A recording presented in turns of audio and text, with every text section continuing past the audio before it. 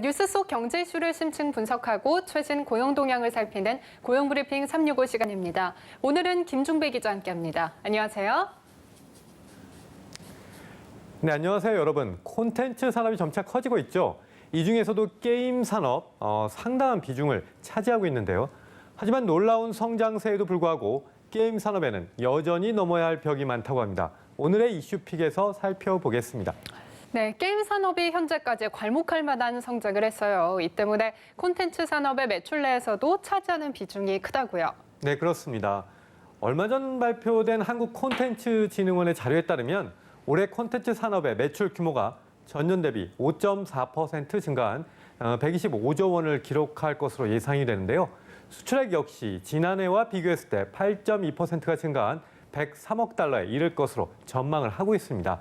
이 중에서도 게임 산업은 출판, 방송, 지식정보, 광고에 이어 5번째로 규모가 큰 산업이라고 하죠.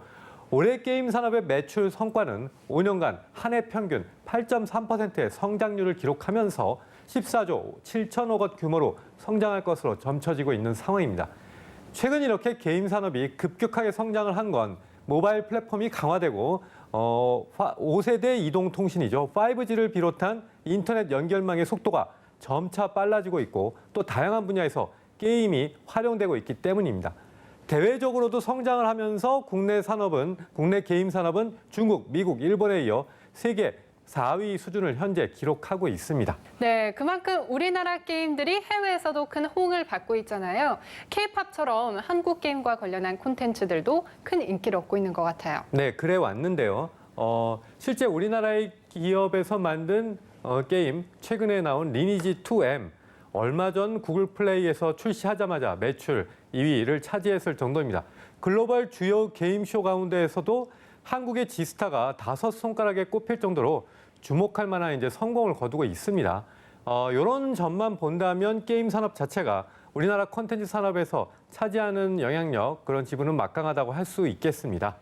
네, 그런데 이렇게 산업적으로는 유의미한 성장을 하고 있는 반면에 정작 업계에서는 부진을 면치 못하고 있는 것 같습니다. 지난 여름에는 업계에서 상위권을 차지하던 게임 업체 넥슨도 매각을 시도했다가 결국에는 철회했을 정도잖아요. 네, 게임 산업 국내 상황은 또 그렇게 좋지 않습니다. 얼마 전 경제신문사가 국내 상장 게임 업체 35곳을 분석을 해봤는데요. 지난 2분기 기준으로 게임 업체 15곳이 적자를 기록했다고 합니다. 특히 상위권을 차지하던 넥슨과 넷마블, NC소프트 등 주요 업체 3곳이 2분기 영업이익을 보면 1년 전과 비교했을 때 10% 이상 감소했다고 하는데요. 그만큼 전반적으로 게임 업체들이 고전을 면치 못하고 있는 상황이다라고 할 수 있겠습니다. 네, 이렇게 말씀하신 것처럼 상위권에 오른 업체들은 2000년대 초반까지만 해도 빠른 성장세로 업계에 주목을 받던 기업들이었잖아요. 그런데 어느 순간부터 커진 시장 규모에 비해서 업체들의 성장이 조금 위축되고 있는 것 같아요. 왜 그런 건가요? 네, 정확히 말씀을 하셨는데요. 게임 업체가 위축이 처음부터 그렇게 됐던 거라고는 볼 수 없겠죠. 게임이 국내에 본격적으로 도입된 게 1990년대 초반인데 당시에 대한민국 게임 대상이라고 하는 대통령 상이 만들어졌고 2000년대에는 연간 수조 원에 육박하는 대형 게임들이 우후죽순격으로 탄생을 했었습니다. 출시된 게임들도 국내를 넘어서 해외에서까지 대박을 터뜨리면서 수출 효자 산업군으로 인식되는 그러한 적도 있었죠. 하지만 이후 게임을 규제하는 셧다운제 그리고 게임 결제한도 등으로 대표되는 게임 규제가 국내에서 본격화되면서 게임 산업 전반적으로 위축이 되기 시작했습니다. 중국의 게임 규제도 영향을 미쳤었고요.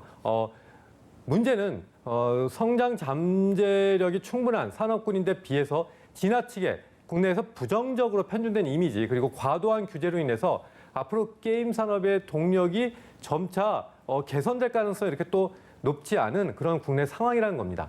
실제로 서울대학교 산학협력단은 게임 질병 코드화 이후 국내 게임 전체 시장의 매출 감소액이 2023년 1조 7,700억 원에서 2024년엔 3조 1,800억 원으로 또 2025년엔 4조 1,900억 원 수준으로 점차 커질 것으로 전망했습니다. 보고서의 분석대로라면 3년 만에 10조 원에 달하는 매출액이 갑자기 그 돈이 사라질 수도 있다는 뜻이죠. 뿐만 아니라 해외 매출도 16.9%가 감소하면서 게임 산업의 전반적인 축소가 우려되는 상황이다. 이렇게 암울한 전망을 했습니다. 네, 지난 시간에서도 이 게임을 활용할 수 있는 분야들이 상당히 많았잖아요. 교육 관련 게임 콘텐츠는 물론이고 모의 의술, 재활치료, 또 기업의 워크숍 등 다양한 분야에 이 게임이 활용되면서 소비자가 어려운 콘텐츠에서 쉽게 접근할 수 있는 계기를 만들어줬고요.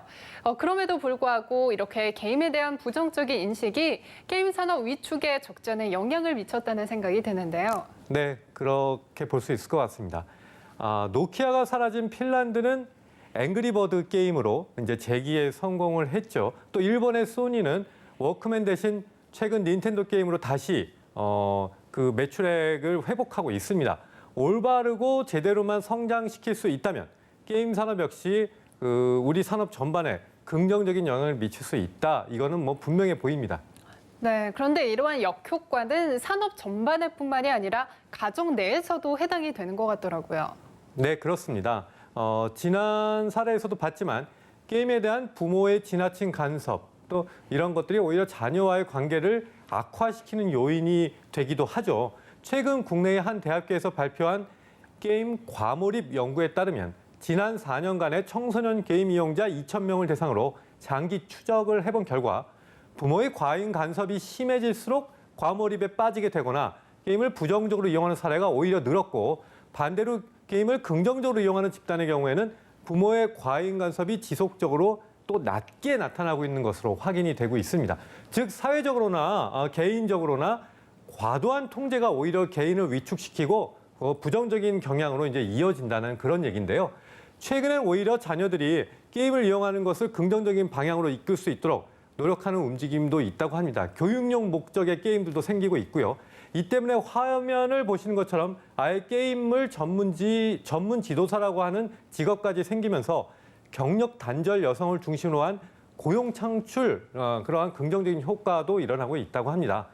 이 때문에 게임 산업은 물론 게임 문화의 긍정적인 발전을 위해서 과도한 규제보다는 적절한 지원과 건전한 활용 방안을 먼저 긍정적으로 고민해야 한다라고 이제 전문가들은 주문하고 있습니다. 네, 게임은 무조건 부정적이라는 편견은 버려야 할 것 같습니다. 다음은 이용한 경쟁어만을 쏙쏙 골라 소개하는 뉴워드 시간이죠. 오늘은 뉴워드인 듯 뉴워드가 아닌 e스포츠를 골라봤습니다. e스포츠라고 해서 숫자 2나 그것을 이야기할 때 이제 지시어 2를 생각하시는 분들도 일부 있을 텐데요. 여기에서 이야기하는 2는 일렉트로닉 스포츠, 즉 전자 스포츠를 이야기하는 말로 즉 게임으로 하는 어떤 스포츠, 새로운 스포츠 영역을 얘기합니다. 선수들의 신체적인 능력을 통해서 승부가 좌우되는 그런 스포츠가 아니라 프로 게이머들이 스타크래프트 대전을 하는 그런 경우를 보는 것처럼 그 게임 내에서 상대와의 승부 그런 것으로 해서 이제 재미를 이렇게 만들어내는 그런 것입니다. 국내 최대의 게임쇼인 지스타의 경우에 올해 600여 개의 게임 회사와 또 24만 4,309명의 관중이 참가했다고 하는데요. 이 스포츠는 이미 그 굴지의 이제 인기 스포츠로 이제 성장을 하고 있죠. 하지만 올해 지스타에 참여한 게임사 중 국내 업체는 불과 5곳뿐이었고 대부분의 회사가 중국 회사였다고 합니다. 이 때문에 국내 게임 업체가 흔들리는 사이 게임 시장, 국내 시장마저도 이제 중국에 주도권을 뺏길 수 있다라고 하는 우려도 나오고 있습니다. 네, 전 세계적으로 게임 산업은 계속 성장하고 있는데 한때 글로벌 게임 시장에서 주도권을 잡았던 우리나라의 게임 산업이 점차 위축되고 있습니다. 한 산업이 성장하기 위해서는 적절한 지원이 병행돼야겠죠. 얼어붙었던 게임 산업이 긍정적인 방향으로 나아가기 위해서는 이제 지나친 규제보다는 지원책이 시급한 시점입니다. 오늘도 김종배 기자와 함께했습니다. 고맙습니다.